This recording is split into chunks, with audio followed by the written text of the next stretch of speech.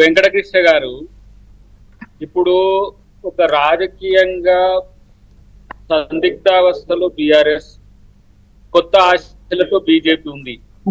కానీ వాళ్ళు డిక్లైన్ అవుతున్న క్రమంలో తెలంగాణలో ఈ ఆలోచనలు వాళ్ళకు వస్తున్నాయి. ఇప్పుడు వాళ్ళ యొక్క ఊహలన్నీ కూడా ఇప్పుడు కాంగ్రెస్ హవా నడుస్తున్న క్రమం ఇది.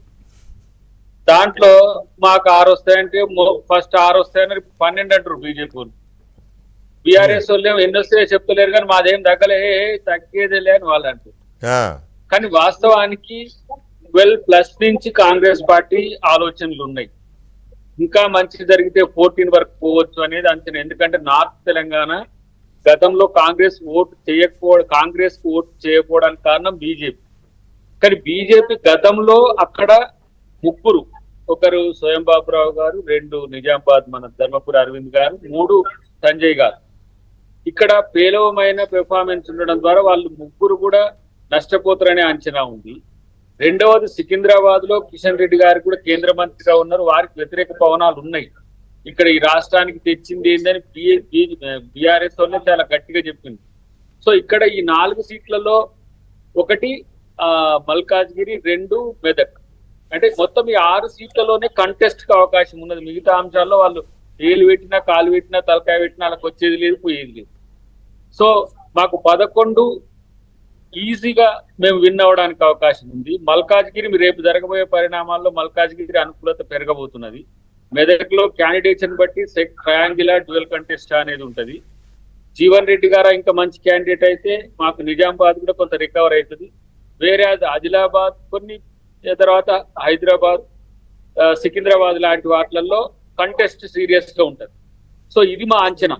కాబట్టి వాళ్ళు ఏం చెప్పినా రాజకీయంగా వాళ్ళు ఏదో కాంగ్రెస్ పార్టీ మీద మసిపూసి మారేడుకాయలు చేయాలన్నా కూడా, లేకపోతే బీజేపీ పెరుగుతుందని చెప్పాలని చూసినా, బీజేపీ బీఎస్పీ కలిసిన కొత్తగా నాకైతే ఏమి మార్పులు కనిపించలేదు. ఉన్న పలంగా నాయకులందరూ పోతున్నారు. ఇంకా కింది క్షేత్రస్థాయిలో అయితే ఇది మండల నాయకులు, ఎంపీపీలు, జెడ్పీటీసీలు ఇట్లాంటి వాళ్ళు కూడా బీఆర్ఎస్ ను వదిలే స్థితికి వచ్చింది.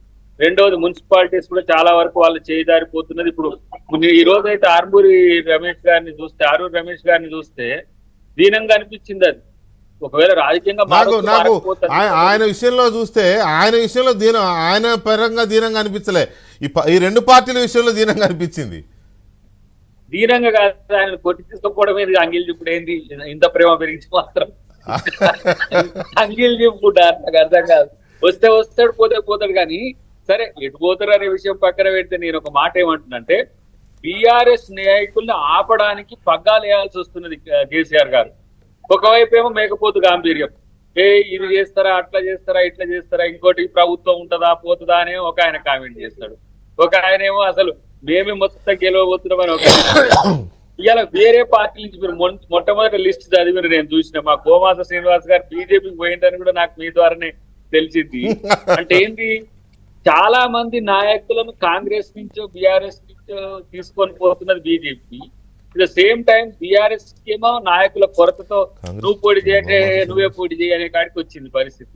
కాబట్టి నేను ఏమంటున్నానంటే, ఇది కాంగ్రెస్ కు అనుకూలత పెరుగుతున్న క్రమంలో వాళ్ళ రాజకీయ ఏమంటాము భవిష్యత్తును ఎంపీలతో చూసుకుంటున్నారు. అది అంత పెద్ద ఆశ అక్కర్లేదు. డెఫినెట్ గా కాంగ్రెస్ పార్టీకి మరింత పెద్ద విజయం ఎంపీల రూపంలో తెలంగాణ సమాజం ఇవ్వబోతుంది. ఎందుకంటే వారు అత్యాశకు పోయి ఓటేసిందని అంటున్నారు ప్రజల్ని. కేసీఆర్ గారు మీరు పెట్టిన ఆశలు ఏమున్నాయి నాయన, ఇప్పుడు మేము పెట్టినట్లలో అన్ని మీ పెట్టి ఉన్నాయి. కాకపోతే ప్రజల్ని అవమానపరిచే విధంగా ప్రజలంటే అత్యాశకు పోయి ఓట్లు వేసారు. ఇప్పుడు పారిపోయే నాయకులందరూ ఏ ఆశతో పోతున్నారు? అది చెప్తే తెలుస్తుంది.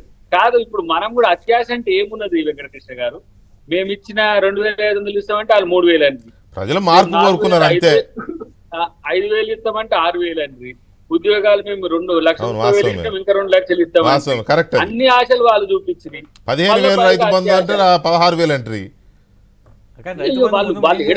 చేసినారు. వాళ్ళు మేము అధికారంలోకి వచ్చి 15,000 ఇస్తామంటే లేదు మేము 16,000 ఇస్తాం అంటారు. ఏదంటే దానికి వీళ్ళు మీరు ఎక్కువ ఇంకో ఆశ చూపించారు. సరే, ఓట్లేస్తే ప్రజలు గొప్పోళ్ళు, మిమ్మల్ని